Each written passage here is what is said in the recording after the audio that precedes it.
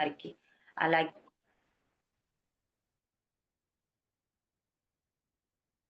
బ్రహ్మర్షి పితామహ పత్రిజీ గారికి, అలాగే మన వంశీకిరణ్ సార్ గారికి, అలాగే మా కామాక్షి గ్రూప్ సభ్యులైన మాస్టర్స్ అయిన శ్రీదేవి మేడం, శిరీష మేడంకి, అలాగే జూమ్‌లో ప్రతి ఒక్క మాస్టర్స్‌కి కూడా నా ఆత్మ ప్రణామాలు, కృతజ్ఞతలు మనస్ఫూర్తిగా తెలియచేసుకుంటున్నానండి.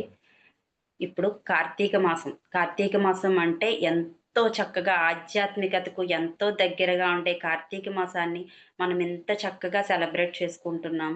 అంటే ఆధ్యాత్మికంగా మనం ఎంతో ఉన్నత శిఖరాలకి ఎదగటానికి వీలుగా మనకి మన సారు వంశీకిరణ్ సార్ ఎంతో చక్కగా ధ్యానాన్ని, అలాగే సజ్జన సాంగత్యాన్ని మనకి అందించారండి. దీని ద్వారా మనం ఎంతో శివతత్వాన్ని తెలుసుకుంటున్నాము. మనం ఎంతో జ్ఞానాన్ని పంచుకుంటున్నాము. కాబట్టి ఈరోజు మనం ఇంకొంత జ్ఞానాన్ని తెలుసుకోవటానికి రామేశ్వర జ్యోతిర్లింగం అంటే కర్మ ప్రక్షాళన చేసే రామేశ్వర జ్యోతిర్లింగం గురించి ఈరోజు మనం తెలుసుకుందామండి.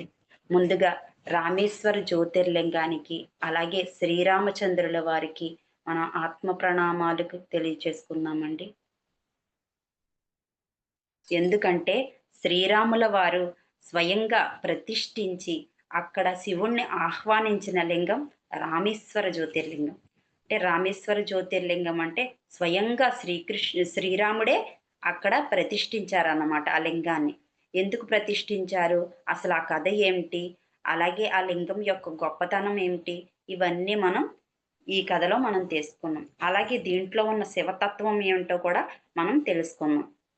రామేశ్వరం పోయినా శనీశ్వరం పోలేదు అంటారు అందరూ. అంటే రామేశ్వరానికి వెళ్ళి ఎన్నో పాపాలను మనం వదిలేస్తున్నాం అనుకుంటున్నాం. కానీ తిరిగి వచ్చి మళ్ళీ పాపాలను మొదలుపెడుతూనే ఉంటున్నాం కదా! అలా కాకుండా మనం శివతత్వంని తెలుసుకుంటే అసలు రామేశ్వర జ్యోతిర్లింగం యొక్క గొప్పతనం ఏంటో కూడా మనం తెలుసుకోగలం. చూడండి ఇప్పుడు రావణాసురుడికి, రాముల వారికి యుద్ధం జరిగింది. అది అందరికీ తెలుసు. ఎందుకు జరిగింది? అమ్మవారు సీతమ్మవారిని తీసుకువెళ్ళిపోవడం వల్ల రావణాసురుడికి, అలాగే రాముల వారికి యుద్ధం జరిగింది. యుద్ధం జరిగినప్పుడు ఎంతో ఇదిగా యుద్ధం జరిగింది. అలాగే అక్కడ నుంచి శ్రీరాముల వారు గెలిచి చక్కగా తన పత్ని అయిన సీతాదేవిని తీసుకొని వచ్చేటప్పుడు అక్కడ జ్యోతిర్లింగాన్ని ప్రతిష్ఠించారు. అసలక్కడ ఎందుకు జ్యోతిర్లింగాన్ని ప్రతిష్ఠించారు అంటే, శ్రీరాములు వారు తను చేసిన పాపాన్ని కడుక్కోవడానికే అక్కడ లింగాన్ని ప్రతిష్ఠించారు అని చెప్తారు అందరూ. అంటే ఆ స్థల పురాణం ప్రకారం అలా చెప్తారు. కానీ అది ఎలాగా నిజమవుతుంది చెప్పండి? శ్రీరాములు వారు ఎప్పుడైనా తప్పు చేస్తారా? ఆయన ఎంతో కళాభిరాముడు, ఎంతో చక్కటి ఆయన్ని చూసి అందరూ నేర్చుకోవలసిన మనిషి ఎందుకు తప్పు చేస్తారు? అంటే శిక్షించటం తప్పు అని అంటారు. కానీ అది ఎలా శిక్షించారు? ఎందుకు శిక్షించారు? అంటే ఎంతోమంది అభాగ్యులైన స్త్రీలను, అలాగే తన భార్యని కూడా ఆయన తీసుకువెళ్ళిపోవడం వల్ల, వాళ్ళని ఎన్నో బాధలకి గురి చేయటం వల్ల, ఆయన చేసిన పాపాన్ని ఆహ్, స ప్రక్షాళన చేయటానికే, ఆయనకి ముక్తిని ప్రసాదించడానికే ఆయన్ని ఆయన వధించారన్నమాట శ్రీరాములు వారు. అసల ఎందుకు వధించాల్సొచ్చింది అంటే తెలిసింది కదా! అమ్మవారిని తీసుకువెళ్ళిపోయారు. అలాగే చాలా బాధలు పెట్టారు. అలాగే ఎంతోమంది స్త్రీలను కూడా ఎంతో బాధలు పెట్టారు. కాబట్టి అది శ్రీరాముడు వారు చేసిన తప్పెలా అవుతది చెప్పండి? దానికి ప్రక్షాళన చేసుకోవటానికే ఇక్కడ లింగం ప్రతిష్ఠించారు అనేది మాత్రం మనం నమ్మకూడదు. ఎందుకంటే శ్రీరాముల వారు అక్కడ ప్రతిష్ఠించింది ఎందుకు అంటే, తను ఎంతో యుద్ధం చేసి ఎంతోమంది చనిపోయారు. అక్కడ ఎంతోమంది అభాగ్యులు చనిపోయారు. అలా చనిపోయిన వాళ్ళ భార్య, బిడ్డలు అందరూ వచ్చి అక్కడ రోదిస్తూ ఉంటే, శ్రీరాములు వారి మనస్సు చాలా నలిగిపోయిందనమాట. ఆయన చాలా కుంగిపోయారు. ఏంటి ఇంతమంది బాధపడ్డారు, ఇంతమంది అసువులు బాసారు. కాబట్టి ఇంతమందికి ఎలాగైనా సరే ఇక్కడ స్వాంతన చేకూర్చాలి అనే ఉద్దేశ్యంతో ఆయన అక్కడ లింగాన్ని ప్రతిష్ఠించారనమాట. అలా అలా స్వాంతన కలుగజేయడానికి లింగాన్ని ప్రతిష్ఠించారే కానీ, తను పాపం చేసినందుకు కాదు. కర్మ ప్రక్షాళన అంటే తను ఎంతో మంది స్త్రీలను, పిల్లలను బాధ పెట్టారు కదా!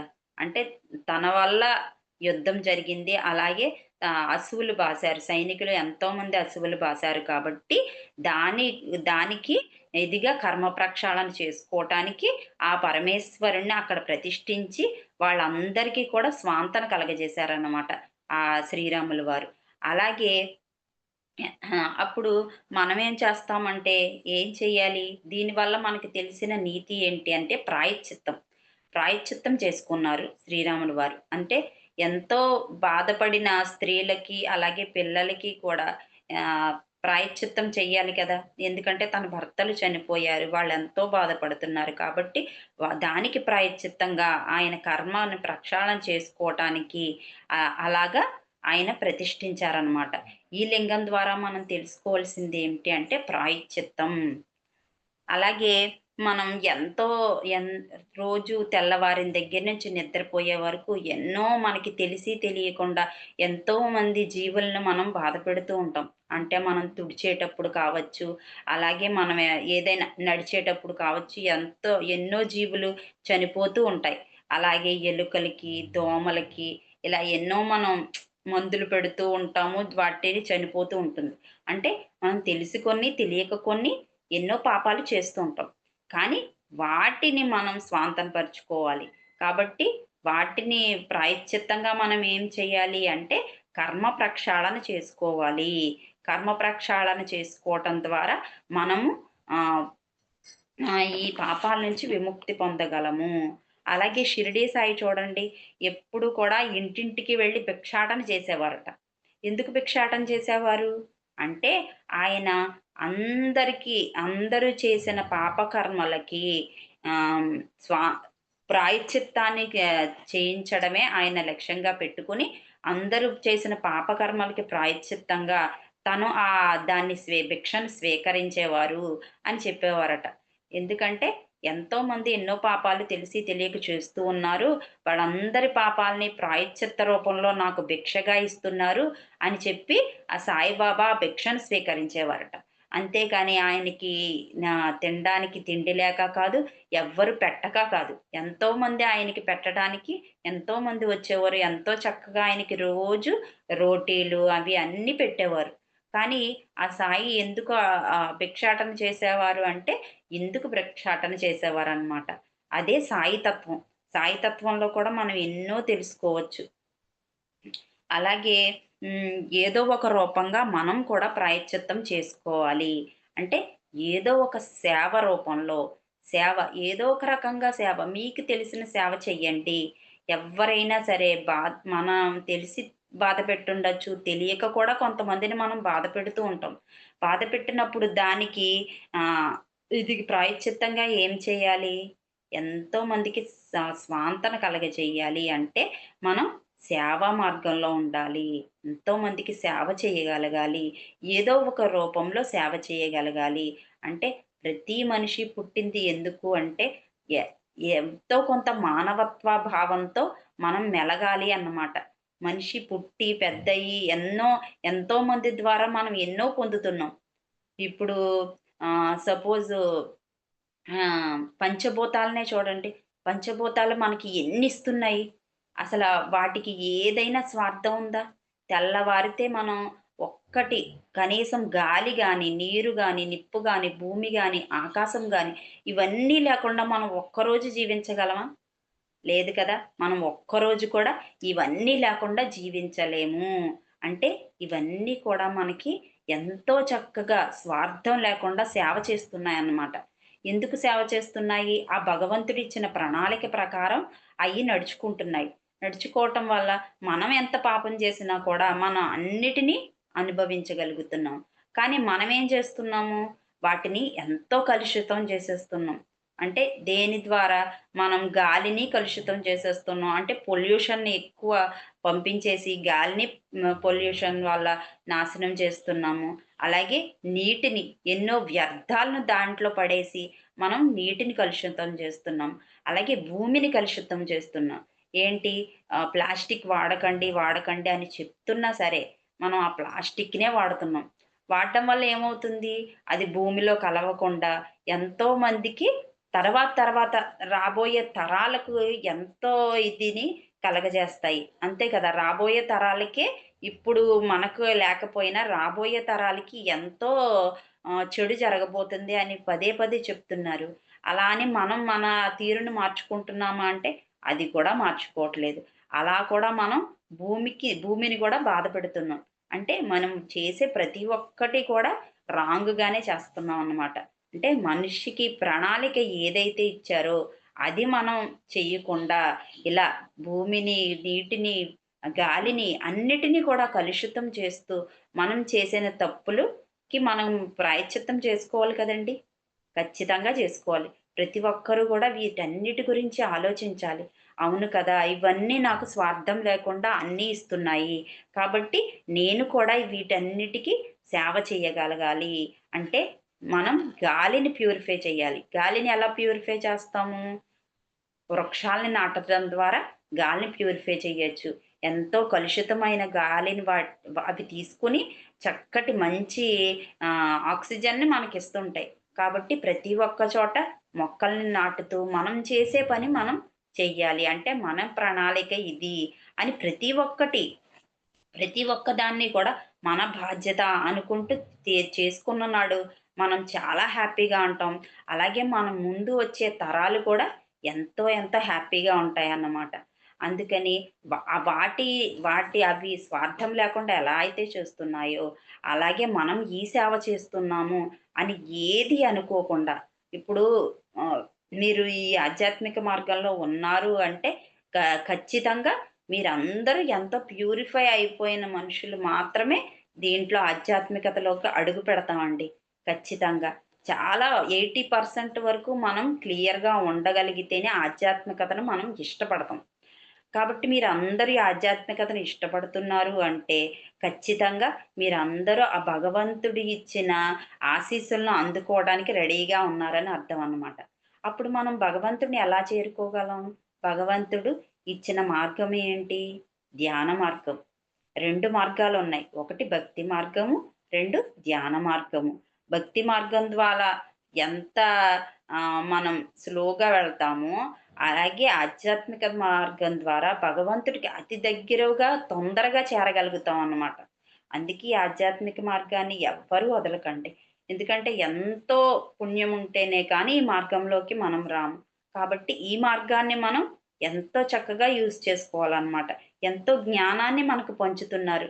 చూడండి ఈ రామేశ్వర జ్యోతిర్లింగం ద్వారా మనం ఏం నేర్చుకున్నాం? ప్రాయశ్చిత్తం నేర్చుకున్నాం. ప్రతి ఒక్కటి మనం అనుభవించటం కాదు. దాని ద్వారా మనం ఇతరులకి ఏం చేయగలగాలి? మనం పొల్యూషన్‌ని ఎలాగ కంట్రోల్ చేయాలి? వాటర్‌ని ఎలా ప్యూరిఫై చేసుకోవాలి? దాన్ని మనం ఎలాగా మన ఇదిలో పెట్టుకోగలగాలి అనేది దీని ద్వారా తెలుసుకున్నాం. అలాగే ఇప్పుడు రెండో పాయింట్ ఏంటంటే సేతుబంధనం. ఇప్పుడు రామేశ్వర జ్యోతిర్లింగంలో అక్కడికి వెళితే రామేశ్వరంలో మనకి ముఖ్యంగా కనిపించేది ఏంటి అంటే సేతుబంధనం. అంటే ఆహ్, వానరులు కట్టిన సేతుబంధనం అన్నమాట. దీని గురించి మనం ఏం తెలుసుకున్నాం? రాముడు ఈ సేతుబంధనం ఎందుకు నిర్మించాడు? ఇది అందరికీ తెలిసిందే. ఎందుకు నిర్మించారు అంటే ఇక్కడి నుంచి లంకకు వెళ్ళటానికి ఆహ్, దారి ఏర్పరచాలి కాబట్టి దాన్ని సేతుబంధనంగా వానరులు వేశారన్నమాట. అయితే మనం ఇక్కడ తెలుసుకోవాల్సింది ఏంటి అంటే, ఇది ఓన్లీ సేతుబంధనం కాదు. ఇది ప్రేమకు చిహ్నం. అంటే ప్రేమకు చిహ్నం అంటే మనందరం తెలుసుకునేదేంటి? ప్రేమకు చిహ్నం అంటే మనందరికీ గుర్తుకొచ్చేదేంటి? తాజ్‌మహల్. తాజ్‌మహలే ప్రేమకు చిహ్నం. ఈ ప్రపంచంలోకెల్లా ఎంతో గొప్పది తాజ్‌మహల్ అని అంటారు. ఎందుకంటారండి? ఎవరికి తెలుసు? కొంతవరకు మాత్రమే మనకు తెలుసు. 'తాజ్‌మహల్' కట్టడం వెనుక ఉన్న ప్రేమ ఏముంది చెప్పండి? అది ఓన్లీ తన భార్య గురించి మాత్రమే. భార్య కూడా కాదావిడ. అయినా ఆవిడ గురించి ప్రేమతో ఆయన కట్టారు. కానీ ఆ కట్టింది ఆయన ఒక్కరే కాదు కదా! ఎంతో మంది కూలీలు శ్రమతో కట్టిన ఇది ఆ 'తాజ్‌మహల్.' వాళ్ళందరూ కూడా కూలీ తీసుకొని ఎంతో కష్టపడి కట్టారట. దాన్ని కట్టేటప్పుడు ఎంతోమంది ఏనుగులతో తీసుకొచ్చి ఏనుగుల్ని విపరీతంగా బాధపెట్టారట. బాధ పెట్టి అవన్నీ మోసుకొని తీసుకొచ్చి అక్కడ పెట్టించి, కూలీలు చనిపోతూ ఉంటే, కట్టలేక చనిపోతూ ఉంటే, తిండి లేక, నిద్ర లేక చనిపోతూ ఉంటే, ఆ కూలీలను కూడా దాంట్లో వేసేసి, ఆ కట్టడంలో వేసేసి, ఆఖరికి ఆ కట్టడాన్ని ఆయన పూర్తి చేసేసారట. అలా ఎంతో మందిని బాధ పెడుతూ ఆ కట్టడాన్ని కట్టారట ఆయన. అలాగే ఆయన అది అది గీసిన ఆర్కిటెక్ట్‌ని గూడా చేతులు నరికేశారంట. ఎవరు? ఆ రాజు. ఎందుకు? అక్కడ చేసిన నిర్మాణం ఇంకెక్కడ ప్రపంచంలో ఎక్కడా జరగకూడదు అనే ఇదితో ఏం చేశారు? ఆర్కిటెక్ట్ చేతులు కూడా ఆయన నరికేశారట. ఎందుకు నరికేశారు? ఆర్కిటెక్ట్ ఇంకెక్కడైనా మళ్ళీ ఇదే కట్టడం కట్టేస్తాడు అని చెప్పేసి చేతులు నరికేశారట.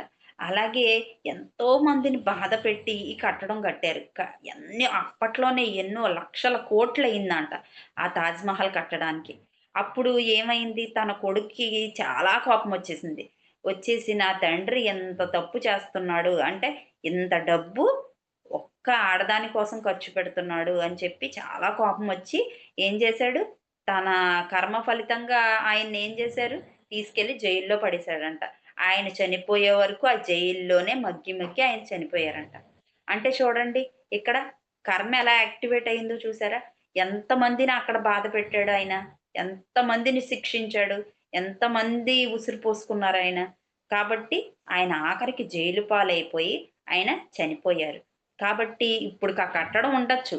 కానీ అది ప్రేమతో కట్టిన కట్టడం కాదు. ఎంతో మందిని బాధపెట్టి కట్టడం కాబట్టి అది ప్రేమతో కట్టిన కట్టడం కాదు. అది ఓన్లీ కట్టడం మాత్రమే. అదే సేతుబంధనం అయితే ఎంతోమంది ఎంతో చక్కటి ప్రేమతో కట్టిన కట్టడం సేతుబంధనం అంట. అంటే అది ఇప్పుడు రాముల వారు సీతాదేవి దగ్గరికి వెళ్ళటానికి చాలా దుఃఖిస్తున్నారు. అంటే బాధపడుతూ ఉన్నారు. నా భార్య దగ్గరికి నేను వెళ్ళాలి, ఎలాగైనా చేరుకోవాలి అనే ఇదితో ఆయన బాధపడుతూ తన మిత్రుడికి చెప్పారు. అంటే తన దగ్గరున్న ఆంజనేయ స్వామితో చెప్తారనమాట. నేను ఎలాగ వెళ్ళాలి, ఇప్పుడు నేను అక్కడికి వెళ్ళాలి అని చెప్పేసి బాధపడుతూ ఉంటే అప్పుడు సుగ్రీవుడు, ఆంజనేయ స్వామి ఆ బాధను చూడలేక, "స్వామి తప్పకుండా మీరు అక్కడికి మిమ్మల్ని మేము చేరుస్తాము. మేము చాలా ఇదిగా మీకు సహాయం చేస్తాము" అని చెప్పేసి ఏం చేశారు? అందరు వానరులని తీసుకొచ్చేసి, అందరు వానరుల సహాయంతో ఆ శ్రీరాముడి మీద ఆళ్ళకున్న భక్తితో చక్కగా ఒక్కొక్కరాయని శ్రీరామ, శ్రీరామ అనుకుంటూ తీసుకువెళ్ళి చక్కగా ఆ సముద్రంలో వేయగానే అవేమవ్వేవి? తేలేవన్నమాట. రాళ్ళేవైనా మనం వేస్తే ఏమవుతది? సముద్రంలో వేస్తే ఏమవుతది? మునిగిపోతాయి. అలా కాకుండా ఆ రాళ్ళన్నీ కూడా తేలేవన్నమాట. అలా సేతుబంధనాన్ని ఎంతో చక్కగా ఈ వానరులందరూ కలిసి శ్రీరాముని మీద ఉన్న అమితమైన భక్తితో, ఆ సీతాదేవి మీద ఉన్న అమితమైన భక్తితో ఆ సేతుబంధనాన్ని కట్టారు. అంటే ఎంతో ప్రేమపూర్వకంగా కట్టారన్నమాట. అందుకే ఆ సేతుబంధనం ప్రపంచంలోకెల్లా ఎంతో అద్భుతమైన కట్టడం అన్నమాట. ప్రేమ కట్టడం. దాన్ని కా కాలరూపేణా అలా అలా అలా అది మాసిపోయింది గానీ, ఇప్పటికి అక్కడికి వెళితే ఎంతో కొంత మనకి చూపిస్తారట. ఎంతో చక్కగా మనం దాన్ని చూసి ఎన్నో తెలుసుకోవచ్చనమాట. అంటే ఇంత భక్తి శ్రద్ధలు ఉంటాయా మానవులకి, వానరులకి దాంట్లో వానరులు కూడా ఇంత భక్తి శ్రద్ధలతో భగవంతుడిని కొలవగలరు. భగవంతుడు ఉంటే ఏదైనా సాధించగలరు అని చెప్పి ఇక్కడ మనకి చెప్తున్నారు. చూడండి ఆంజనేయ స్వామికి ఎంత భక్తిగా, ఎంత ప్రేమగా ఈ కట్టడాన్ని కట్టారు. అలాగే భారతదేశంలో ప్రేమ కట్టడం ఏదైనా ఉంది అంటే అది సేతుబంధనం. సేతుబంధనం యొక్క గొప్పతనం అదన్నమాట. అలా ఈ సేతుబంధనం ఏంటి? ప్రేమకు చిహ్నం. అలాగే రామేశ్వర లింగం ఏమిటి? ప్రాయశ్చిత్తానికి చిహ్నం అన్నమాట. దీంట్లో మనం శివతత్వం తెలుసుకోవాల్సింది ఏంటి అంటే, అటు ప్రాయశ్చిత్తం, ఇటు ప్రేమ. ఇవి రెండిటిని కూడా మనం ఈ రామేశ్వర జ్యోతిర్లింగం ద్వారా మనం తెలుసుకోవచ్చు. ఎందుకంటే ఈ 2 కూడా మనలో ఎంతో, ఎంతో పెరగాలన్నమాట. ఇప్పుడు ఎంతో చక్కటి కుటుంబాలు, ఎంతో చక్కగా మనం ఉండాలి అంటే, ప్రతి ఒక్కరి మీద మనకి ప్రేమ, విశ్వాసాలు కలిగి ఉండాలి. ప్రేమ, విశ్వాసాలు కలిగి లేనప్పుడు ఏ బంధం నిలబడదు అని కూడా మనకి తెలుస్తుంది. అలాగే ఈ ఆధ్యాత్మిక మార్గం అనేదే ఎంతో విలువైనది. ఈ ఆధ్యాత్మిక మార్గంలో మనం ఉన్నాము అంటేనే మనం ఎంతో గొప్పవాళ్ళం. కాబట్టి ఈ ఆధ్యాత్మిక మార్గం, భక్తి మార్గం ఈ రెండిటిని మనం ఎప్పటికీ వదలకూడదు అని ఈ రామేశ్వర జ్యోతిర్లింగం ద్వారా మనం తెలుసుకున్నామండి. ఇప్పుడు మనం ఇంకొక చిన్నది చరిత్ర తెలుసుకుందాం. అది ఏంటి అంటే తమిళనాడు రాష్ట్రంలో ఎంతో పేరుగాంచిన ఆహ్, ఏంటంటే భక్త సిరియాళ్. అంటే ఆయన నాయనార్లు. అంటే తమిళనాడులో శివభక్తుల్ని ఏమని పిలుస్తారు అంటే నాయనార్లు అని పిలుస్తారనమాట. అలాంటి గొప్ప భక్తుల్లో ఒక్కడైన భక్త సిరియాళ్ గురించి ఈరోజు మనం తెలుసుకుందాం. భక్త సిరియాళ్ళు అంటే శివుడి యొక్క శివతత్వం యొక్క గొప్పతనం తెలియజేయడానికి ఈయన కూడా ఒక మంచి భక్తుడనమాట. ఈయన కూడా భక్త కన్నప్పలాగే అంటే భక్త కన్నప్ప ఎలా అయితే శివతత్వాన్ని తెలుసుకున్నారో, అలాగే ఈయన కూడా శివతత్వాన్ని ఎంతో చక్కగా తెలుసుకున్నారు. శివుడు అంటే ఏమిటి? ప్రతి ఒక్కరిలోనూ ఆ శివతత్వాన్ని చూడగలిగితేనే శివుడిని మనం చూసినట్టనమాట. అలా భక్త సిరియాళ్. ఈయన ఎంతో చక్కని గొప్పటి శివభక్తుడనమాట. ఈయన చిన్నప్పటి నుంచి కూడా ఎంతో ఇదిగా భగవంతుడిని కొలిచేవాడు. అలాగే పెళ్ళయిన తర్వాత భార్య కూడా ఎంతో సద్గుణవతి. ఆవిడ ఎంతో చక్కగా భర్త మార్గంలోనే ఆవిడ నడిచేదనమాట. అయితే వీళ్ళెంతో శివభక్తులు. అలాగే ప్రతి ఒక్కరిలోనూ శివుణ్ణి చూడగలిగిన శక్తి వీళ్ళకుంది. అంటే ఎంత మానవతా దృక్పథంతో వాళ్ళు ఉండేవారో చూడండి. ఏంటంటే శివుడిలో ప్రతి ఒక్కరిని చూడాలి అనే తత్వం ఆళ్ళకుందనమాట. అప్పుడు వాళ్ళేం చేసేవారు, రోజు ఎన్ వాళ్ళకి తోచిన వాళ్ళకి స్తోమతను బట్టి వాళ్ళు రోజు చక్కటి పలహారాలు చేసి అలాగా రెడీగా పెట్టుకొని ఏం చేసేవారు, బయటికి వెళ్ళి ఆ రోజు ఆ పూట ఎవరైతే ఆకలిగొన్నవారు ఉంటారో అంటే అప్పట్లో ఎంతోమంది సాధువులు అలాగా వెళ్తూ హ్మ్. ఇలాగ మధ్య మధ్యలో వాళ్ళ ఇంట్లో, వీళ్ళింట్లో భోంచేస్తూ ఉండేవారనమాట. అంటే అప్పట్లో ఎక్కువ ఆహ్, శివభక్తులు ఎక్కువగా ఉండేవారు. అలాగే ఆహ్, హ్మ్. కొలిచేవారు కూడా. అందరిని కూడా రోజు కూడా చక్కగా పిలిచి భోజనం పెట్టే ఇది అప్పట్లో ఉంది. అలాగా రోజు ఈయన ఏం చేసేవారు, అటువైపు వెళుతున్న స్వాముల్ని పిలిసి రోజు భోజనం పెట్టేవారనమాట. వాళ్ళలో శివుడిని చూసుకొని శివుడికే నేను భోజనం పెడుతున్నాను అనే ఇదితో ఏం చేసేవారంటే రోజు కూడా చక్కగా ఆ రోజు ఆ టైంకి ఎవరైతే వాళ్ళ ఇంటి దరిదాపుల్లోకి వస్తారో వాళ్ళని పిలిచి శివుడిని కూర్చోబెట్టినట్టుగా ఆయనకి చేసేవన్నీ పరిచర్యలు చేసి చక్కగా భోజనం పెట్టేవారనమాట. అలాగా రోజు రోజు ఎవరో ఒకరు ఆ టైంకొచ్చేవారు. రోజు భోజనం చేసేవారు, వెళ్ళిపోయేవారు. అలా ఒకసారి శివుడే ఏం చేశారంటే ఈయనకి నేను పరీక్ష పెట్టాలి. ఈయన ఎంతో చక్కగా ఎంతో సేవ చేస్తున్నారు. కాబట్టి ఈయన్ని నేను పరీక్షించాలి అని చెప్పి శివుడు అనుకున్నారనమాట. అనుకుని ఏం చేశారు, ఒక సాధువు రూపంగా వాళ్ళింటికొస్తారు. అది ఎలా వస్తారు, చాలా కోపంగా ఉన్న సాధువై ఎలా అయితే ఉంటారో అలా వస్తారు. చాలా కోపంగా ఉంటారనమాట ఆయన. కోపంగా ఉంటే ఆహ్, వస్తారు. వచ్చిన తర్వాత స్వామి ఇలాగా మా ఇంటికి మా ఇంట్లో బ అదే మా ఇంటికి భోజనానికి రండి, మా ఇంట్లోకి రండి అని చెప్పి పిలుస్తారు.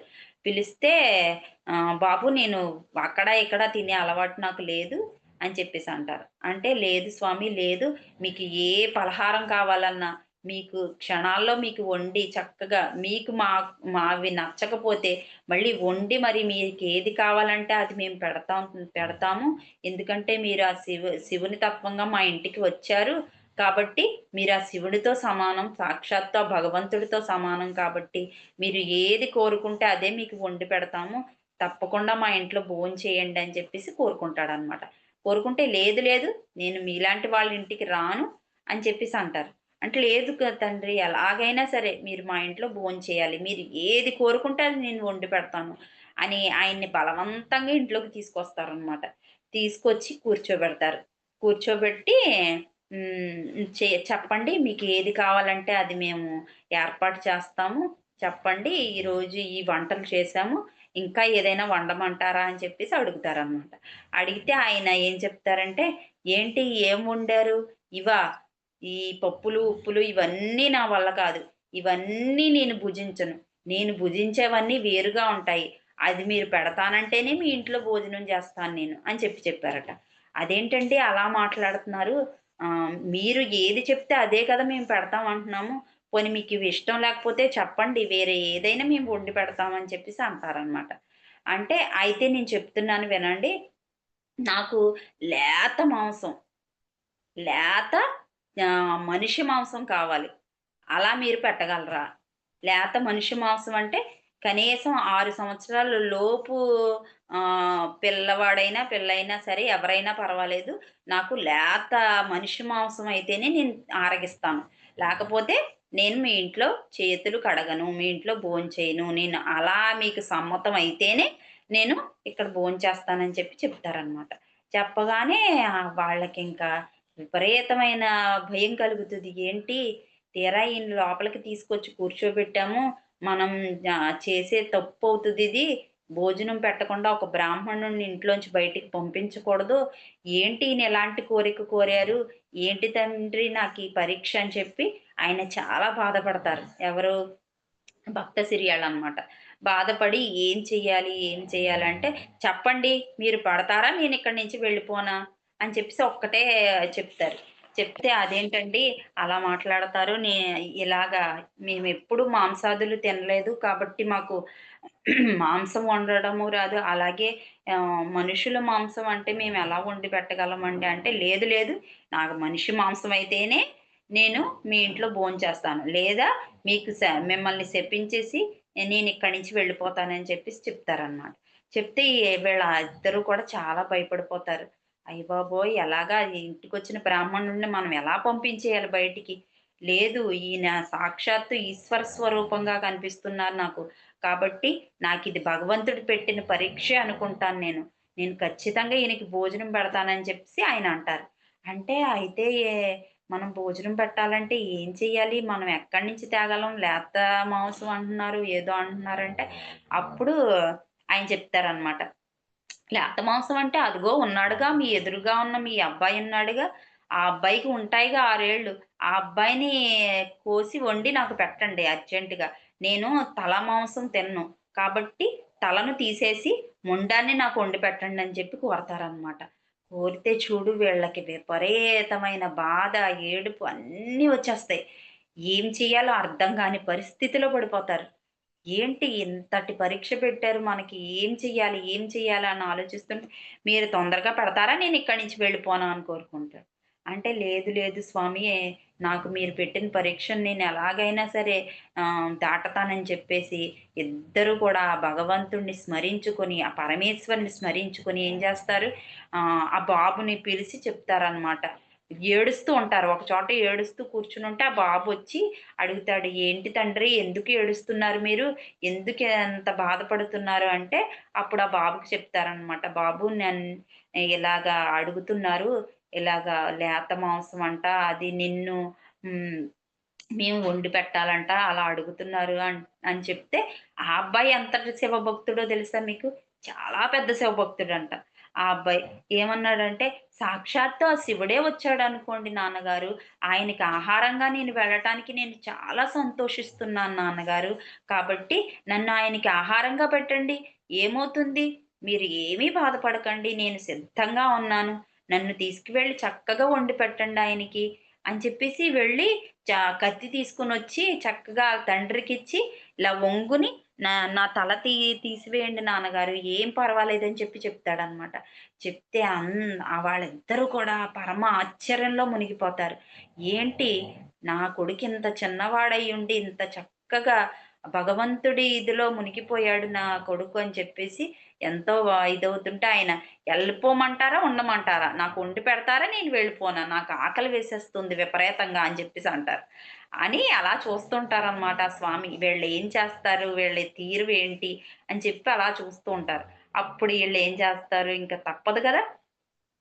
కత్తి తీసుకొనొచ్చి నరకలేక ఆ తండ్రి నరుకుతుంటే, ఇంతలో ఈ బ్రాహ్మణుడు ఏం చెప్తాడంటే, "మీరు మీ బిడ్డనే నాకు ఆహారంగా ఇవ్వాలనుకుంటున్నారు. కాబట్టి మీ కంటి నుంచి ఓ చుక్క కూడా రాకూడదు. మీరు ఏడవకూడదు. ఏడవకుండా ఏడుస్తూ పెడితే నాకది అన్నం అరగదు. నాకు ఆ మాంసం అరగదు. కాబట్టి మీరస్సలు ఏడవకుండా పెడితేనే నేనది స్వీకరిస్తాను.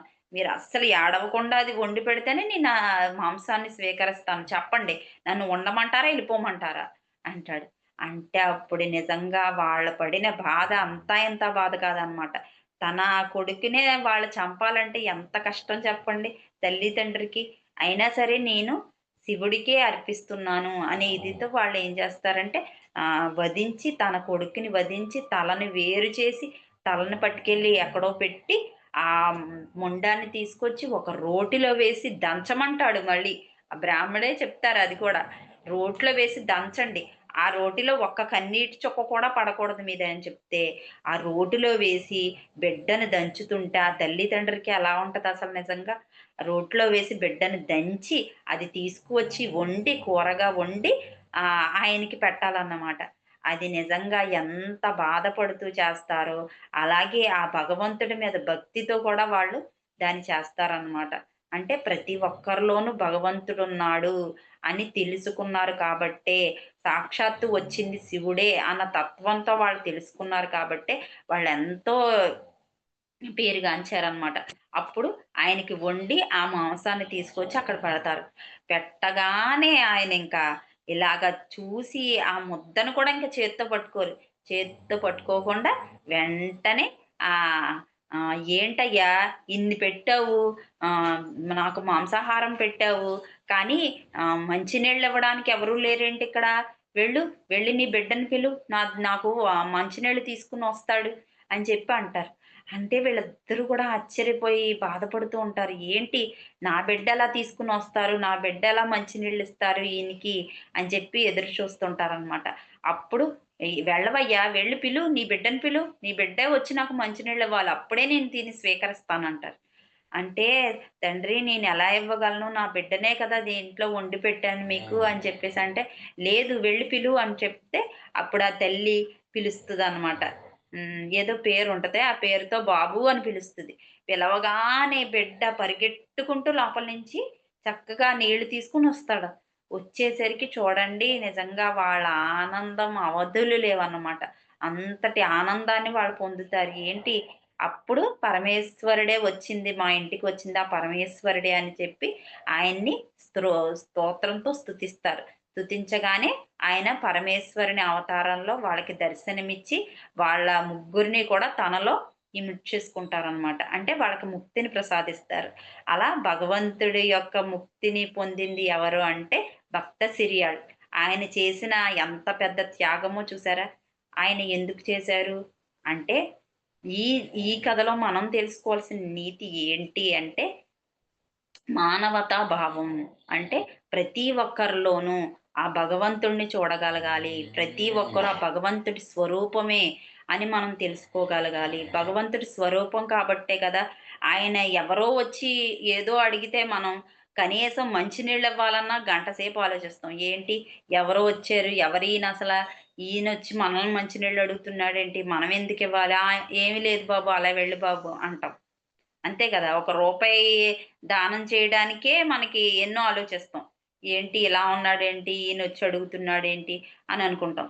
అలాంటిది అలాంటి వాడిని ఇంటికి తీసుకొచ్చి ఆళ్ళు చక్కగా ఆయన చెప్పిన ప్రకారం ఆయన భోజనం పెట్టారు అంటే ఆయన ఏం చూసారు? శివతత్వాన్ని చూసారు. దాంట్లో ఆ పరమేశ్వరుడే ప్రతి ఒక్కరిలోనూ ఉన్నారు అని ఆయన తెలుసుకున్నారనమాట.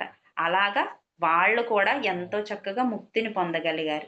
కాబట్టి మనం ఇక్కడ తెలుసుకోవాల్సింది ఏంటి అంటే, మనకి 2 మార్గాలు. ఒకటి ఆధ్యాత్మిక మార్గం, 2 భక్తి మార్గం. భక్తి మార్గంలో చూడండి అందరూ భక్తి మార్గంలోకి వెళ్ళలేరు. చూడండి ఎంతోమంది ఎన్నో పూజలు చేసేస్తుంటారు. వ్రతాలు, క్రతువులు, అలాగే యజ్ఞాలు, హోమాలు ఎన్నో చేసేస్తుంటారు. కానీ పక్కవారికి ఒక్క రూపాయి గూడా పెట్టడానికి మనస్సు రాదు. ఎందుకంటే పక్కవారిలో వాళ్ళు భగవంతుడిని చూడలేరు కాబట్టి. ఇప్పుడు ఒక గుడికి వెళ్తున్నారు. ఇప్పుడు ఒక సపోజ్ ఎవరినైనా తీసుకోండి. ఈళ్ళు గుడికి వెళ్తున్నారు. ఒక కొబ్బరికాయ, అరటిపళ్ళు ఇవన్నీ కొనుక్కున్నారు. కొనుక్కొని గుడికి వెళ్తున్నారనుకోండి. గుడిలోకి వెళ్తూ ఉన్నప్పుడు ఆ గుడి బయట కూర్చొని అడుక్కునే వాళ్ళుంటారు. బాబు ఒక రూపాయి ఇవ్వండి అంటే కనీసం ఒక రూపాయి కూడా వాళ్ళకి దానం చేయలేరు వాళ్ళు. ఏంటి లోపలికెళ్ళి ఆ భగవంతుడికే ఇచ్చేసుకుంటేనే అది ఆ భగవంతుడికి చేరతది. అంతేగాని మనం ఇచ్చిన ఈ రూపాయి భగవంతుడికి చేరదు అనుకునే ఇదిలో ప్రతి ఒక్కళ్ళు ఉన్నారన్నమాట. అంటే మనకొచ్చిన భక్తి ఎంతవరకు ఉంది? భగవంతుడికి అంత దూరంగా ఉండటమే భక్తిగా ఇప్పుడు మనం తెలుసుకుంటున్నాం. కానీ ఆధ్యాత్మికతలో ఉండేది ఏంటి అంటే, భగవంతుడిని అతి చేరువగా చేరుకోగల పద్ధతి ఏంటి అంటే, భగవంతుడికి ఈ సజ్జన సాంగత్యము, అలాగే ధ్యాన మార్గం. ధ్యాన మార్గం ద్వారా మనం ఏం తెలుసుకుంటున్నాము? భక్తి ఒకటే కాదు, భక్తి ద్వారా భగవంతుడిని చేరుకోవాలి అంటే మనం అందరిలోనూ, మనిషిలోనూ, ప్రతి జంతువులోను, ప్రతి జీవిలోను మనం భగవంతుడిని చూడగలుగుతున్నాం. ఎందుకు? ఆధ్యాత్మిక మార్గంలో మనం రాగానే మనం సజ్జన సాంగత్యాలు ఇవన్నీ తెలుసుకుంటాం. దీని ద్వారా ఎన్నో మంచి మాటలు మనం తెలుసుకుంటాం. దానిని మనం ఎప్పుడైతే ఆచరణలో పెట్టగలిగామో, అప్పుడు మనం భగవంతుడికి అతి చేరువవుతామనమాట. ఇప్పుడు ఎన్నో పూజలు, వ్రతాలు, క్రతువులు చేసిన వాళ్ళకి ఇవన్నీ తెలీదు. ఒకవేళ తెలిసినా దాన్ని వాళ్ళు ఆచరణలో పెట్టరు. ఎందుకంటే భగవంతుడిని చూసే ఇది వాళ్ళకి లేదు కాబట్టి. అదే ధ్యాన మార్గంలో ఉన్న వాళ్ళకి ఏం చేస్తాము? ధ్యానం చేయటం ద్వారా మనం మనలో ఉన్న ప్యూరిటీని పెంచుకుంటాం. అంటే మనలో ఉన్న చెడు వాటినన్నిటిని తీసివేస్తాం. ఆ భగవంతుడే తీసివేస్తాడు. తీసివేసి మనల్ని ప్యూర్‌గా ఎంతో ప్యూర్‌గా ఉన్న మనుషుల్లాగా మనల్ని తయారు చేస్తారనమాట. ఈ ఆధ్యాత్మిక మార్గం అందుకే ఎంతో చక్కటి మార్గం. ఈ మార్గాన్ని ఎవ్వరు వదలకూడదు. ఎందుకంటే మనం ఎన్నో జన్మలు పుణ్యం చేస్తేనే మనం ఈ ఆధ్యాత్మిక మార్గాన్ని ఇష్టపడతామంట. చూడండి మన ఇంట్లో వాళ్ళే ఉన్నారు. ముఖ్యంగా చూడండి మనం ఈ ఆధ్యాత్మిక మార్గాన్ని ఇష్టపడుతున్నాం. అలాగే మన పిల్లలు, మన భర్త వీళ్ళందరూ ఇష్టపడాలనుకుంటాం. కానీ వాళ్ళు దాన్ని ఇష్టపడరు. ఎందుకు ఇష్టపడరు అంటే వాళ్ళింకా వెనక జన్మల్లోనే ఉన్నారు. మనం ఈ ఆధ్యాత్మిక మార్గంలోకి వచ్చాము అంటే మనం ఎంతో అత్యున్నత జన్మకి వచ్చినట్టనమాట. అంటే పూజలు, వ్రతాలు ఇవన్నీ చేయకూడదని కాదు. వీటిలో ఉన్నది ఏంటి అని తెలుసుకొని చెయ్యండి. చెయ్యాలి. భగవంతుడికి పూజ చెయ్యాలి. అలాగే ఒక పుష్పం పెట్టి దండం పెట్టుకున్నా చాలు. భగవంతుడు ఏంటి అని తెలుసుకోగలగాలి. భగవంతుడు ఎక్కడ ఉన్నాడు? ప్రతి జీవిలోనూ ఉన్నాడు. ప్రతి జంతువులోనూ ఉన్నాడు. ప్రతి మానవుడిలోనూ ఉన్నాడు. శివతత్వం అంటే ఏమిటి? ప్రతి మానవుడిలోని ఒక మంచిని మనం పట్టుకోగలగాలి.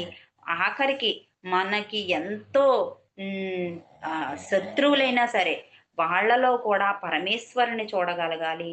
వాళ్ళలో ఉన్న చెడును వదిలేసి మంచిని పట్టుకోగలగాలి. అప్పుడు మనం ఆధ్యాత్మికతలో అసలైన మెట్టు ఎక్కినట్టనమాట. అత్యున్నత స్థాయికి ఎదగగలిగాము అని మనకు మనం తెలుసుకోవాలి అంటే, మన శత్రువును కూడా మనం ప్రేమించినప్పుడే మనం ఆధ్యాత్మిక మార్గంలో ఎంతో చక్కగా ఎదగగలం. అర్థమైందండి? ఇలాగే మనకి కొన్ని మన గురువుగారైన వంశీ సార్ గారు, అలాగే ఆహ్, పత్రిజీ గారు ఎన్నో మంచి మంచి ముఖ్యమైన విషయాలు మనకి చెప్పారు. వీటన్నిటిని గనక మనం మన జీవితంలో ఆచరించగలిగితే, అప్పుడు ఆధ్యాత్మికంగాను మనం ఎదగగలము. అలాగే ప్రతి ఒక్కరిలోనూ మానవతా దృక్పథంతో ప్రతి ఒక్కరిలోనూ మనం ఆ భగవంతుడిని చూడగలము. అలాగే ప్రేమ, దయ, కరుణ ఇవన్నీ మనలో పెంచుకోగలిగితే ప్రతి ఒక్కరిని మనం ఎంతో ఇష్టపడతాం. అలాగే వాళ్ళలో కూడా భగవంతుడిని చూడగలుగుతామనమాట. ఇప్పుడు చూడండి ఆధ్యాత్మికత అంటే ఏంటి? శ్వాస మీద ధ్యాస. అంటే ధ్యాన మార్గం. ధ్యాన మార్గంలోకి మనం వెళ్ళాలి అంటే దానికి ముందు మనకి కావాల్సిందేంటి? శ్వాస మీద ధ్యాస. శ్వాస అంటే ఏంటి? ప్రాణం అండి. ప్రాణం ఉంటేనే శ్వాస మనకి ఉంటుంది. అంతే కదా! శ్వాస అనేది ఏంటి? మనకి గురువు అన్నారు అందుకే పత్రిజీ గారు. ఏం చెప్పారు గురువు? శ్వాసే నీ గురువు. శ్వాసలో నువ్వు శ్వాసను గమనించగలిగితే, ఒక గనిని నువ్వు పట్టుకున్నట్టే, ఆ గనిని నువ్వెప్పుడైతే పట్టుకున్నావో, అప్పుడు నువ్వు ఆధ్యాత్మికంగా ఎంతో ఉన్నతంగా ఎదగగలవు. అంటే ఆ భగవంతుడే నీ దగ్గరికి రాగలిగే శక్తి నీ శ్వాసలోనే ఉంది. కాబట్టి నువ్వు ఆ శ్వాసను పట్టుకో. ఆయన ఒకే ఒక్క మాట చెప్పేవారు. శ్వాస మీద ధ్యాస.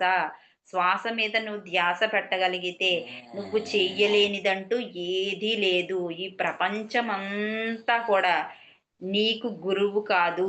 ఈ ప్రపంచానికి అంతటికి శ్వాసే గురువు. అంటే ప్రతి ఒక్కరి బ్రతుక్కి అంటే జీవి అయినా, మనిషి అయినా, జంతువైనా ఏదైనా బ్రతకాలి అంటే తనకి ఏది కావాలి? ఊపిరి. ఊపిరి లేనిదే మనిషి బ్రతకలేడు. అంటే శ్వాసే నీ గురువు. నువ్వు ప్రాపంచికంగా ఎంతమంది గురువులైనా నీకు ఉండొచ్చు. కానీ ఆధ్యాత్మికంగా మనం మన లోపల ప్యూరిఫై చేసుకోవాలి అంటే, భగవంతుడిని మనం చేరుకోవాలి అంటే మనకి కావలసిందేంటి? శ్వాస. శ్వాసే నువ్వు గురువుగా భావించి ఎప్పుడైతే శ్వాసను నువ్వు గమనిస్తావో, అప్పుడు నువ్వు ముందుకు వెళ్ళిపోయినట్టే. ఆధ్యాత్మికతలో ఎంతో ముందుకి చేరుకున్నట్టే. చేరుకుని ఆ భగవంతుడిని నువ్వు చేరుకున్నట్టే అని చెప్తున్నారనమాట. ఇప్పుడు చూడండి ఆహ్, పునరపి జననం, పునరపి మరణం అన్నారు. పునరపి జననం, పునరపి మరణం అని ఎందుకన్నారు అంటే, మనం ఎంతో ఎన్నో జన్మలు ఎత్తుతున్నాము. అలాగే మన కర్మాల్ని ప్రక్షాళన చేసుకుంటున్నాము అని మనం అనుకుంటున్నాం. అంటే ఆధ్యాత్మికతలోకొచ్చాక నీ కర్మలు ఇన్ని ఉంటాయా? అసలు మనం ఇన్ని తప్పులు చేస్తున్నామా? మనం చేసేవన్నీ ఇన్ని తప్పులుంటాయా? రోజుకి ఇన్ని తప్పులు చేస్తున్నామా మనం? ఈ కర్మలన్నీ మనకి తిరిగి వస్తుంటాయా? అని మనకెలా తెలిసింది? ఈ ఆధ్యాత్మికతలోకి రావడం వల్లే తెలిసింది. ఎందుకు తెలిసింది అంటే, మనం ఇవన్నిటిని ప్రక్షాళన చేసుకోవడానికి మనకు తెలిసింది. కాబట్టి దీన్నన్నిటిని మనం ప్రక్షాళన చేసుకోవాలి కదండీ! చేసుకోవాలి అంటే మరు జన్మ ఎత్తకుండా ఉండాలి. ఈ జన్మలోనే మనం ఏదైతే ప్రణాళిక తీసుకొని వచ్చామో, ఆ ప్రణాళికని తెలుసుకొని, మనం ఎప్పుడైతే దాన్ని నెరవేర్చి ఇక్కడి నుంచి వెళ్ళగలుగుతామో, అప్పుడు మనం మళ్ళీ జన్మ ఎత్తే అవకాశమే ఉండదు. మనం కర్మలు చేస్తూ పోతూ ఉంటే ఏమవుతుంది? రోజు కర్మలు చేస్తూ పోతే ఇంకా కర్మలు పెరుగుతూనే ఉంటాయి. మనం మళ్ళీ పుడుతూనే ఉంటామనమాట. అంటే మళ్ళీ జన్మ తీసుకోకుండా మన ప్రణాళిక ఏంటో తెలుసుకొని, దాని ప్రకారం మనం వెళ్ళగలిగితే ఎంతో అత్యున్నత స్థాయికి మనం ఎదుగుతామనమాట. అలాగే మన వంశీ సార్ చెప్పిన 4 నియమాల్ని కూడా మనం పాటించగలిగితే, ప్రతి ఒక్కరు గూడా పాటించగలిగితే, మనం ఎంతో చక్కటి జీవితాన్ని గడుపుతూనే అంటే సంసారంలోనే నిర్వాణం అన్నట్టుగా మనం ఈ సంసారంలో ఉంటూనే ఆధ్యాత్మికంగా ఎంతో ఎదగొచ్చనమాట. ఆ 4 ఏంటి అంటే, ఇతరుల జీవితాల్లోకి నువ్వు తొంగి చూడకు. అంటే ఎవ్వరి విషయాల్లోకి నువ్వు కలగజేసుకోకు. అంటే ఇప్పుడు చూడండి ఏదైనా గొడవొచ్చిందనుకో, పక్కింట్లో ఏదైనా గొడవవుతుందనుకో, అబ్బో! వాళ్ళేంటి ఇంత గొడవ పడుతున్నారు అని వెళ్లి తొంగి చూస్తూ ఉంటాం. అంటే వాళ్ళ ఇంట్లో గొడవ జరుగుతుందంటే మనకానందం. అసలు ఏమైపోతుందో, ఏంటో కొట్టుకుంటున్నారేమో, వాళ్ళు తిట్టుకుంటున్నారేమో, ఇంకా అవి చూడడమే సరిపోతది. వాళ్ళిలా చేశారు కాబట్టే వాళ్ళలాగా దెబ్బలాడుకుంటున్నారు. అది ఇది అని మనం ఏదో ఒక మాటలో అంటూనే ఉంటాం. అది కూడా మనకి కర్మ అయిపోతుందనమాట. అలా ఎవ్వరి విషయాల్లోనే మనం తొంగి చూడకూడదు. రెండవది ఏంటి అంటే, మనం ఎవ్వరిని కామెంట్ చేయకూడదు. అంటే వాళ్ళెలాగా, వీళ్ళెలాగా అని మనం ఎవ్వరిని కామెంట్ చేయకూడదు. అలాగే మూడవదేంటి, ఎవ్వరిని జడ్జ్ చేయకూడదు. అంటే వీళ్ళెలా ఉండాలి, ఇలా ఉన్నారేంటి? వీళ్ళెలా ఉంటే వాళ్ళ ఇంట్లో బానే ఉంటది కదా! వాళ్ళ ఇంట్లో పరిస్థితులు బావుండాలంటే వీళ్ళు మారాలి. లేకపోతే వీళ్ళెలా ఉండొచ్చు కదా! అని ఇతరులను మనం జడ్జ్ చేస్తుంటాం. అలా కూడా మనం జడ్జ్ చేయకూడదు. అలాగే ఎవ్వరి గురించి మనం పితూరీలు చెప్పుకోకూడదు. అంటే ఇప్పుడు ఇద్దరున్నాం అనుకోండి, మూడో వ్యక్తి గురించి చెడుగా మాట్లాడుకోకూడదనమాట. అది కూడా మనం ఈ విషయాల్లో మనం పాటించాల్సిన విషయం. ఈ 4 గనక మనం మన నిజ జీవితంలో గనక మనం పాటించగలిగితే, ప్రతి ఒక్కళ్ళము కూడా ఆధ్యాత్మికంగా ఎదిగినట్టే. ఆధ్యాత్మికంగా ఎన్నో విషయాలు మనం తెలుసుకున్నట్టే అనమాట. అలాగే 4 మనం వదలకూడనివి అండి. 1 ధ్యానము, 2 సజ్జన సాంగత్యము, 3 స్వాధ్యాయము, అలాగే 4 ప్రబోధము. అంటే ధ్యానం చేస్తూ, రోజు ధ్యానం చేస్తూ, సజ్జన సాంగత్యం అంటే ఎంతోమంది చక్కగా మన గురువులు మనకి ఎన్నో బోధిస్తున్నారు. వాటన్నిటిని కూడా రోజు కూడా మనం వింటూ ఉండడం వల్ల మనం ఏదైనా తప్పులు చేస్తున్నప్పుడు దాన్ని మనం సరిచేసుకుంటూ ఉండగలమనమాట. అంటే మనకి ఈ గురువు ఈరోజు ఇది చెప్పారు. కాబట్టి ఈరోజు మనం ఇలా చెయ్యకూడదు. ఇది మనం చేసే తప్పు కదా! ఇది మనం ఈరోజు చెయ్యకూడదు అని చెప్పి మనకి ఏ రోజుకి ఆ రోజు సెల్ఫ్ చెకింగ్ చేసుకోగలం అన్నమాట. కాబట్టి సజ్జన సాంగత్యంలో రోజు ఉండాలి. అలాగే మూడవది ఏంటంటే స్వాధ్యాయం. అంటే మంచి మంచి గురువులు రాసిన పుస్తకాలు చదవడం వల్ల కూడా మనలో ఉన్న జ్ఞానం ఎంతో పెరుగుతదనమాట. అలా మనం స్వాధ్యాయం చెయ్యాలి. అలాగే ప్రబోధం. అంటే మనకి ఎన్నో విషయాలు గురువు ద్వారా తెలుస్తున్నాయి. ఇప్పుడు మన వంశీ సార్ వల్లే మనకి ఎన్నో విషయాలు తెలుస్తున్నాయి. కాబట్టి హ్మ్. ఆ విషయాలన్నిటిని కూడా మనం ఎంతో మందికి చెప్పగలగాలి. ఇప్పుడు మనం వెళ్లి ఏదో స్టేజ్ మీద చెప్పాలి అని కాదు నేను చెప్పేది. మనం తెలుసుకున్న చిన్న చితకా విషయాల్ని మన పక్క వారికి, తోటి వారికి చెప్పడం నేర్చుకోవాలనమాట. నేర్చుకుని ఈ ఆధ్యాత్మికతని వాళ్ళు కూడా ఇష్టపడేలాగా ధ్యానం గురించి, సజ్జన సాంగత్యం గురించి చెప్తూ ఉండటం వల్ల వాళ్ళని దీంట్లో జాయిన్ చేయడం వల్ల ఏమవుతుంది, వాళ్ళు కూడా ఎంతో కొంత తెలుసుకుంటారు. వాళ్ళ జీవితాలను వాళ్ళు మార్చుకుని ఎంతో ఎత్తుకు ఎదగగలుగుతారనమాట. అలా కూడా మనం ఎంతో సేవ చేసిన వాళ్ళం అవుతాం. ఈ ఆధ్యాత్మికంగా ఈ సేవ కూడా మనం ఈ ప్రబోధాలు కూడా మనం చేయటం అనేది మనం ఎంతో మంచి శిఖరాలకు ఎదిగినట్టే అనమాట. అలాగే మన పత్రిజీ గారు ఇంకొక మంచి విషయం అందరికీ చెప్పేవారండి. ఏంటంటే ఈ ఆధ్యాత్మికతలో వచ్చిన వాళ్ళందరినీ కూడా ఆహ్, మన పత్రిజీ గారు ఏమని పిలిసేవారు అంటే ముత్యపు ముత్యాలు వాళ్ళు అని పిలిసేవారట. అంటే ముత్యంతో మనల్ని పోల్చేవారనమాట. ఎందుకు పోల్చేవారు అంటే, ముత్యము అంటే అది ఎలా తయారవుతుంది చెప్పండి? ముత్యము అంటే ఒక సముద్రంలో ఒక ఆల్చిప్ప. ఆల్చిప్ప ద్వారా ముత్యం తయారవుతుంది. అది ఎలా తయారవుతుంది? పైన వర్షం వచ్చినప్పుడంట ఆల్చిప్ప సముద్రంలో ఉప్పు నీటిలో ఉన్న ఆల్చిప్ప ఒక్కసారి ఇలాగ తెరుచుకొని ఒకే ఒక్క వర్షపు చినుకుని తన లోపల వేసుకుంటదంట. అలా వేసుకొని ఆ వర్షపు చినుకు ముత్యం అయ్యే వరకు చాలా కష్టపడతదట. అంటే తన నోటిని అలాగే ముక్కుని మూసుకొని ఆ ఉప్పు నీళ్ళలో ఉంటూ ఆ చినుకు ముత్యమయ్యే వరకు గూడా ఎంతో కష్టపడి దాచుకుంటదనమాట. ఆ నీటిని దాంట్లో దాచుకుని అది ముత్యాన్ని తయారు చేస్తది. అలా మనం కూడా ముత్యాలు కావాలి అని చెప్పి పత్రిజీ గారు కోరుకునేవారు. ముత్యాలు మనం ఎలా అవ్వాలి? అంటే మనం కూడా మనం కూడా ముత్యంలా అవ్వాలి అంటే ఉప్పు నీటిలో కూడా అది ఎలా అయితే తన ముక్కుని, నోటిని దాచుకుని తను లోపలికి తీసుకోకుండా ఉప్పు నీటిని ఎలా అయితే అది కాపాడుకుందో ఆ ముత్యాన్ని, అలాగే మనం కూడా ధ్యాన మార్గంలో ఉంటూ, ప్రాపంచికంలో ఉంటూ, ఉప్పు నీళ్ళనే ప్రాపంచికంలో ఉంటూనే వాటిని మనం పట్టుకోకుండా అంటే సంసారంలో ఉంటూనే దాంట్లోనే మనం ఉండిపోకుండా మనం సజ్జన సాంగత్యం, స్వాధ్యాయం ద్వారా, ఈ ప్రబోధాల ద్వారా మనం బయటికి వచ్చి, మన మనం ఎందుకొచ్చాము, మన ప్రణాళిక ఏంటి, మనం ఎలా ముత్యంలా తయారవ్వాలి అనేది తెలుసుకొని మనం గనక ప్రవర్తించగలిగితే, మనం కూడా ముత్యంలా తయారవుతాము. కాబట్టి మనం కూడా నోటిని అలాగే చెవులని మూసుకొని చక్కగా ధ్యానం చేసుకొని, కళ్ళని, ముక్కుని మూసుకొని మనం ఎలా అయితే ధ్యానం చేస్తామో, అప్పుడు మనం కూడా ఆ ఆల్చిప్ప వలె మనం కూడా ఏమవుతాము ముత్యంలా తయారవుతాం అనమాట. అలా ముత్యంలా తయారవ్వాలని పత్రిజీ గారు ఎంతో మందికి ఎంతో చక్కగా వివరణ ఇచ్చారు. అలాగే మనందరం కూడా ఈ ఆధ్యాత్మికతలో ఉంటూ సజ్జన సాంగత్యం, స్వాధ్యాయము, ప్రబోధాలు చేస్తూ ఎంతో మంచిగా మనం ముందుకు ఎదగాలని మనస్ఫూర్తిగా కోరుకుంటూ, అలాగే మీరందరూ కూడా ఎంతో చక్కగా నా క్లాస్ విన్నందుకు మీ అందరికీ ఆత్మ ప్రణామాలు, కృతజ్ఞతలు తెలియజేసుకుంటూ ఇంత చక్కటి అవకాశాన్ని నాకిచ్చిన వంశీకిరణ్ సార్ గారికి, అలాగే మా మేడమ్స్‌కి కూడా ఆత్మ ప్రణామాలు మనస్ఫూర్తిగా తెలియజేసుకుంటున్నానండి. Thank you sir. Thank you madams.